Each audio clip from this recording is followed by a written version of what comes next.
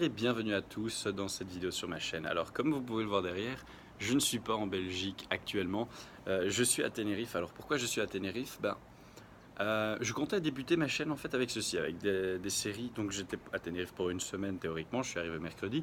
Et chaque jour je voulais vous faire le lendemain matin un résumé, un récapitulatif de ce qui se passe ici pour moi. Je suis venu pour investir, je ne suis pas venu en vacances. Et Et il s'est passé plusieurs choses qui font que je n'investirai pas, alors que c'était mon rêve dans l'investissement, que je n'investirai pas à Tenerife. Je vous ferai sûrement une vidéo plus explicative, etc. de tout ça une fois de retour à Bruxelles, un peu plus propre qu'en tenant juste mon téléphone à la main ici. Mais en gros, voilà, je suis arrivé ici dans l'idée d'investir entre 100 et 130 000 euros dans un studio que j'allais pouvoir louer facilement 400 euros la semaine, 48 semaines par an. Donc la rentabilité est énorme et j'aurais en quelques mois pu vite enchaîner sur un deuxième, troisième et au bout de 5, j'avais de quoi vivre très largement. Donc en moins de 5 ans, en vraiment moins que 5 ans, j'étais rentier dans une île qui est bondée de touristes. La première fois que j'étais venu ici, c'était il y a 4 ans, il y avait moitié moins de touristes. Aujourd'hui, c'est fou et ils font des aménagements qui font que ça va encore plus grandir niveau touristique pour le peu de place qui reste. Mais voilà, ils en sont carrément à construire sur les volcans, dans les montagnes. Enfin, ce sont des volcans, mais ça ressemble à des montagnes. Alors que là-bas, il fait plus froid et que c'est pas du tout touristique, pour pouvoir mettre tous les nouveaux touristes qui arrivent ici de plus en plus en masse. Il y a plus de basse saison à Tenerife, c'est fini ça. On n'est pas sur une île calme style Lanzarote. C'est vraiment, c'est ultra touristique. Où est-ce que je veux en venir avec tout ça? C'est que, bon, moi je suis tombé sur une équipe pas sérieuse. Je voulais pouvoir faire, vu que c'est mon premier investissement, je voulais un truc qui soit solide, dans les règles de l'art, dans la légalité à 100%. Et je suis tombé sur une agence de rigolo. Clairement, sur toutes les agences qu'il y a sur l'île, j'ai choisi la mauvaise. Le truc, c'est que préparer ce voyage, c'est 2 mois de préparation par rapport à préparer l'argent, les visites qu'on va faire, euh, tous les papiers, etc. qu'il me fallait, vu que j'achète pas en Belgique mais en Espagne. Il me fallait un numéro d'identification d'étranger, pour être fiscalement en ordre aussi. Qu'une fois arrivé ici, juste en arrivant dans le studio où j'ai logé, qui en soi lui n'est pas mal, hein, mais juste en arrivant ici dans ce studio, j'avais pas encore visité un seul appartement. Mercredi, qu'on me proposait déjà, une fois le mien acheté, de commencer à faire des trucs au black, etc. De vite lâcher l'agence pour ne travailler qu'avec une seule personne de cette agence. Tout ça pour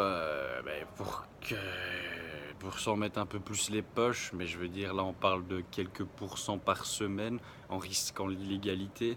Déjà que les mesures sont très strictes au niveau des appart-hôtels ici à Tenerife et de la location à courte durée, où c'est très difficile de pouvoir louer, et surtout légalement à court terme. Sinon on peut toujours le faire à long terme, mais on passe d'un appart qui va rapporter jusqu'à 500 euros la semaine à 600 euros le mois. Donc voilà, clairement, mouche, il y a trop de mouches sur cette terrasse. Du coup voilà, c'était beaucoup moins intéressant, beaucoup moins rentable. Et voilà, je devais faire des critères de recherche très précis, notamment sur l'agence. Et au final, je suis tombé, voilà, l'appartement qui me convenait extrêmement bien, à 300 mètres de la plage, avec un service impeccable, nickel et tout le bazar. Le rendez-vous à la banque a été géré, mais par des singes, je sais pas ce qui s'est passé. Même si je pouvais avoir le prêt, honnêtement, quand j'ai vu la manière dont tout ça est géré, j'allais revenir à Bruxelles en ayant donné la procuration au notaire, que j'aurais déjà été en stress. Alors que je passe par une agence et je fais pas tout moi-même, justement pour éviter le stress de devoir gérer tout et de déléguer tout ça, pour pouvoir récupérer le temps que j'investis. Sérieusement. Donc, c'était pas le bon plan, clairement. Si, c'est peut-être un très bon plan, mais dans cette situation-ci, avec cette agence-ci, ça ne l'a pas été du tout. Mais je vous en parlerai plus en détail, ce qui fait que donc là je rentre, mais je ne reste pas abattu ou autre chose, avant même d'avoir réservé mes billets d'avion de retour vers Bruxelles, après seulement être resté 4 jours ici. Allez, on va dire 3, parce que mercredi je suis arrivé assez tard. Euh, J'avais déjà trouvé 2 ou 3 bonnes occasions en Belgique que je vais aller visiter déjà dès demain, un dimanche. Parce que voilà, je suis hyper motivé et déterminé. Alors la rentabilité sera pas celle de Tenerife, c'est sûr, mais j'ai trouvé, n'empêche, quelque chose qui pourrait s'en rapprocher assez, assez bien, même si voilà, pour avoir la même rentabilité que Tenerife en Belgique, je vais devoir investir beaucoup plus. Ça, c'était l'intérêt de Tenerife, hein. Vous êtes avec un cash flow de 700-800 euros. Donc en comptant net, un cash flow net de 700-800 euros avec un investissement à 100 000, 120 000 euros. Trouvez-moi ça en Belgique, honnêtement, et j'en achète 8 et c'est bon, j'ai plus besoin de bosser pour le reste de ma vie.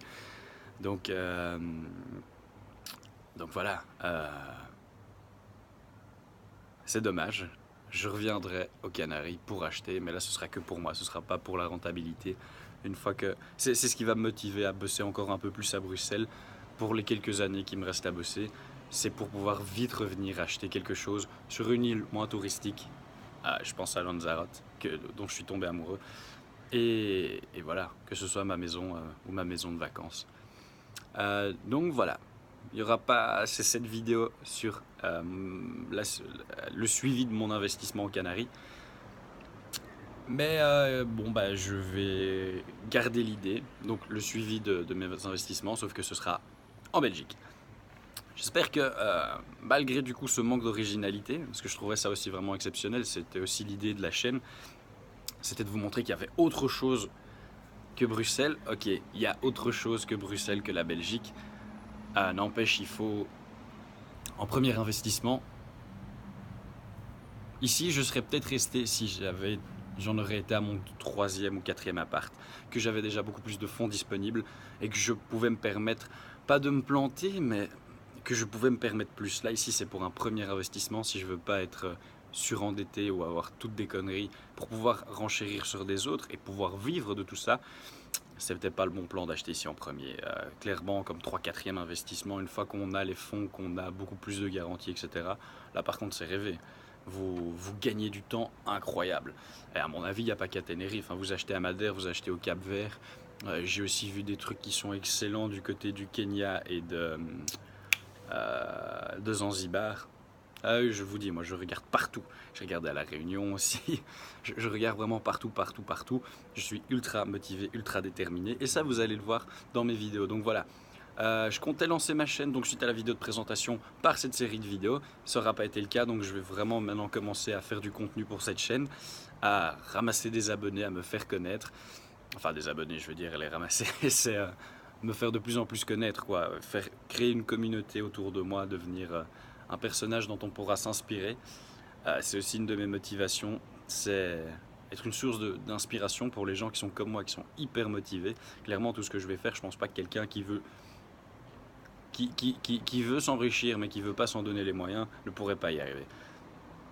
Parce que vous allez voir tous les sacrifices que je vais devoir faire et les heures et les heures de recherche pour avoir la formation nécessaire, pour avoir les compétences, pour avoir le savoir, de savoir où et comment chercher, etc. Enfin, il y a énormément de choses. Ceux qui sont déjà dans l'investissement le savent, mais je pense que vu que moi je me prends from scratch, donc du tout début jusqu'au moment où j'aurai réussi, je pense que c'est plutôt des gens qui veulent commencer à investir qui vont me suivre et pas des gens qui ont déjà investi dans 1 ou 2 bâtiments qui cherchent des conseils pour la suite.